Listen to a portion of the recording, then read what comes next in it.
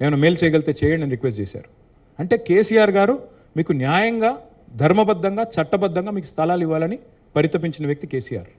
ఇవాళ ఆ పరిష్కారం ఇంకా కాలేదు కదా సమస్యది. ఇవాళ ఎక్కడో ఇస్తాం ఫ్యూచర్ సిటీ అంటే ఫ్యూచర్ సిటీ ఎక్కడుందండి? ఎక్కడుంది అసలు future city? Yes, I agree with Harish Rao 100%. Future city లేదు, ఏదీ లేదు. మీరే డ్రామాలు ఆడుతున్నారు. హైకోర్టులోనేమో ఫార్మాసిటీ ఉందని చెప్తారు. మీరు చూడండి, కావాలంటే అఫిడవిట్ తీసుకోండి. ప్రభుత్వం ఇచ్చిన అఫిడవిట్ హైకోర్టులో ఉందండి. ఫార్మాసిటీ అక్కడే ఉంది అని చెప్తారు. మరి మీరు వెళ్ళి జర్నలిస్టులు అందరూ ఫార్మా మ్యానుఫ్యాక్చరింగ్ యూనిట్ల పక్కన ఇల్లు కట్టుకుంటారా? నేను అడుగుతా ఉన్నా, మీకు సమ్మతమేనా? అక్కడ ఉంటారా? నేనేమంటున్నా అంటే ఏదో బుకాయించడానికి, బట్టగాల్చి మీదేయడానికి ఏది పడితే అది మాట్లాడితే కుదరదు రమేష్ గారు. ముఖ్యమంత్రి గారికి ప్రభుత్వానికి చిత్తశుద్ధి ఉంటే ముందు పేట్ బషీరాబాద్ ల్యాండ్ ఇవ్వండి, నెంబర్ 1. నెంబర్ 2, మంచిరేవులలోనో లేకపోతే బుద్వేల్లోనో మంచి స్థలం ఏదైనా తీసి 100 ఎకరాలు ఇవ్వండి. ఎంతసేపు అమ్ముకోవడమేనా? ఇవ్వండి, మేమెందుకు వద్దంటాం. ఇంకోటి, మా గవర్నమెంట్ ఉన్నప్పుడు మేము జిల్లాల్లో చాలా వరకు ఇళ్ల స్థలాలు ఇచ్చాం. హైదరాబాద్లో ఇవ్వలేకపోయాం, ఎందుకంటే ఇక్కడ కాస్ట్లీ ల్యాండ్స్, ఆ పరిష్కారం కూడా జరగలేదు, ఇంకప్పటికి న్యాయ పోరాటం జరుగుతుంది కాబట్టి ఇవ్వలేకపోయాం. హరీష్ రావు గారు అన్న దానిలో ఏ తప్పు లేదు. That land acquisition was conditional. Tomorrow any kind of misadventure the government does, డెఫినెట్గా it has to be stopped. It was for industrialisation. అది కాకుండా దేనికి వినియోగించుకోవడానికి జూ పార్క్ పెడతానంటాడు ఏందండి ఆయన? 1 తారాకు 3000 ఎకరాలు ఇస్తాడా? అది ఎంత కాస్ట్లీ ల్యాండు?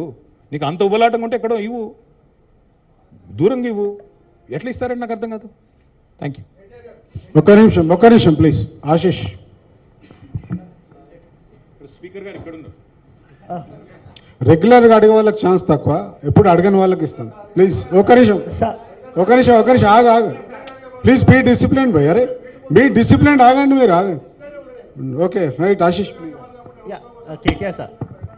ప్రెస్ క్లబ్లో ప్రెస్ వాళ్ళు కొట్లాడుకుంటే ఎట్లబ్బా మీరు? అసెంబ్లీ ఏమన్నా? ఆశీష్ భాయ్ బోలో. I have a two-part question. First about Pawan Kalyan. Yesterday we witnessed, in fact, all the channels. उसका जवाब मैं तेलुगु में देना चाहता हूँ. Yeah, you can choose whatever language. But I just wanted to understand, Pawan Kalyan in fact specifically names BRS. He says that BRS has changed its name from TRS. They have constituted party unit in Andhra Pradesh. While they have constituted party unit in Andhra Pradesh, now they are opposing Janasena activities in Telangana. Where did we oppose it? Where did we oppose it? That's what Pawan Kalyan says. It has. He didn't say it, by the way. Don't put words in his mouth. He didn't say it. He has mentioned BRS. He has not mentioned BRS at all. He did not say it. Let me answer your question first. Let me answer this question first. See, తెలుగులో చెప్తాను, మీకు కూడా కొద్దిగా తెలుగు వస్తుంది కాబట్టి. See, ఈ దేశంలో ఏ నాయకుడైనా ఏ నాయకురాలైనా ఒక పార్టీ పెట్టవచ్చు. పార్టీ పెట్టి ఎక్కడైనా పోటీ చేయవచ్చు. ఏ ప్రాంతంలో అయినా, ఏ రాష్ట్రంలో అయినా నిరభ్యంతరంగా పోటీ చేయొచ్చు. ప్రజాస్వామ్య భారతదేశంలో అది అందరికీ ఉన్న హక్కు, రాజ్యాంగం ఇచ్చిన హక్కు, బాబాసాహెబ్ అంబేద్కర్ ఇచ్చిన హక్కు, అందులో ఏం అనుమానం అక్కర్లేదు. కానీ ఏ ప్రాంతంలో అయితే మీరు పోటీ చేయాలనుకుంటున్నారో ఆ ప్రాంత ఆకాంక్షలు, ఆ ప్రాంత పరిస్థితులు, ఆ ప్రాంత ప్రజలు, వారి యొక్క మానసిక స్థితిగతులు, వారి యొక్క పోరాటాలు, వారి యొక్క త్యాగాలు కూడా మీరు తెలుసుకోవాలి. వారి మీద అభిమానం ఉండాలి. నేను అడుగుతా ఉన్న పవన్ కళ్యాణ్ గారిని, వాళ్ళ మీరు కొత్తగా పోటీ చేసేది ఏముందండి? జనసేన 2023లో పోటీ చేయలేదా? మీరు చేశారు కదా అసెంబ్లీ ఎన్నికల్లో. మొన్న మున్సిపల్ ఎన్నికల్లో కూడా పోటీ చేశారు కదా 350 వార్డులో. కొత్తగా చేసేది ఏముంది? అండ్ ఇంకోటి, మిమ్మల్ని ఎవరు ఆపుతున్నారు? 2018లో చంద్రబాబు నాయుడు గారు వచ్చారు, పోటీ చేశారు. 23లో మీరు పోటీ చేశారు. పోటీ చేయండి, ఎవరు వద్దంటున్నారు. కానీ మీరు ఇక్కడికి వచ్చి మాట్లాడేటప్పుడు ఇదేదో ఆషామాషిగా ఏర్పడ్డ రాష్ట్రం కాదు, ఏదేదో అనాయాసంగా వచ్చిన రాష్ట్రం కాదు. వేల మంది బలిదానాలతో, రక్తంతో తడిసిన నేల ఇది తెలంగాణ.